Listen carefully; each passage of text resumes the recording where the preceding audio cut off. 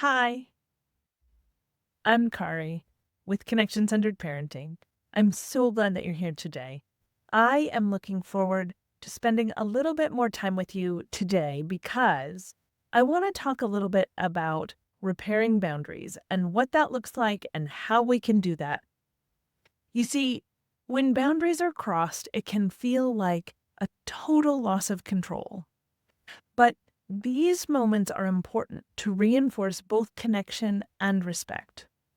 Today, I want to walk you through a 3-step process to help you repair boundaries calmly and effectively. First, let's talk for a moment about why boundaries break. You see, teens are wired to test limits. They do this because that's how they grow and learn. They're figuring out where their independence begins and where your control ends. When boundaries are crossed, like a curfew or screen time, it's less about defiance and more about exploring their autonomy, figuring out their independence. But what happens next is where the real learning takes place. Okay, let's go through this step by step. Step 1, pause and remind. When a boundary is crossed, our instinct is often to react quickly and loudly. But the first, most powerful step is to take a pause. Take a breath, ground yourself, and calmly remind your teen of the boundary that's in place. Hey, remember we agreed that phones are put away at 9 p.m.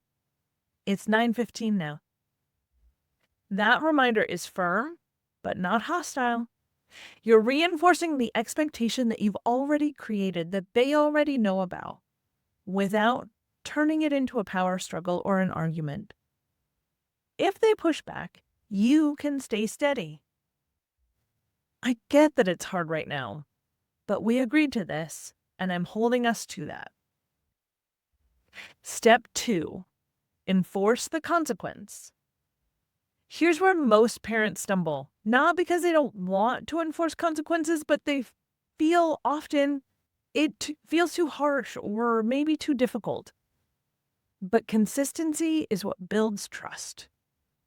If the phone is supposed to go away at 9 p.m. and it doesn't, you need to follow through calmly. Something like, because it's past time, I'm going to hold on to your phone until tomorrow morning. No lecturing, no bargaining, just a matter-of-fact follow-through. If you've already stated the consequence ahead of time, there's no negotiation to be had, and you don't even need to think about it.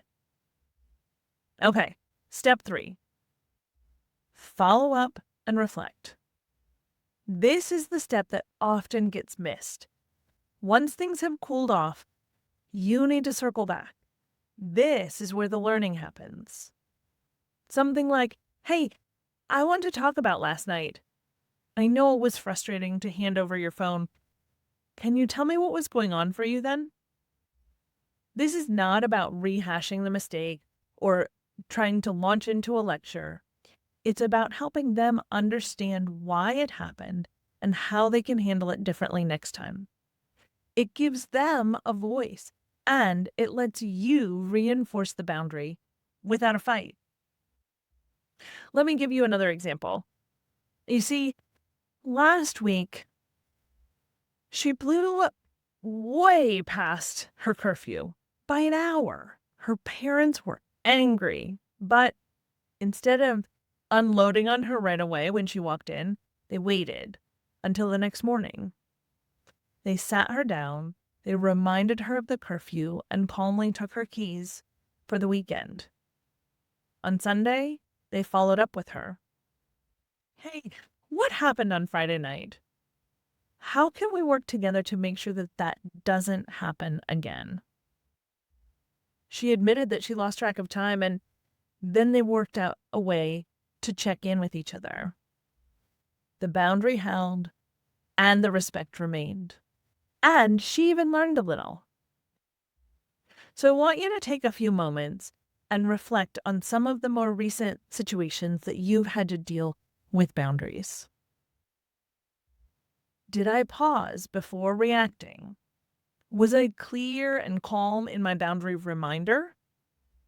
Did I follow up to understand what happened? These are important opportunities for growth and learning for your teen.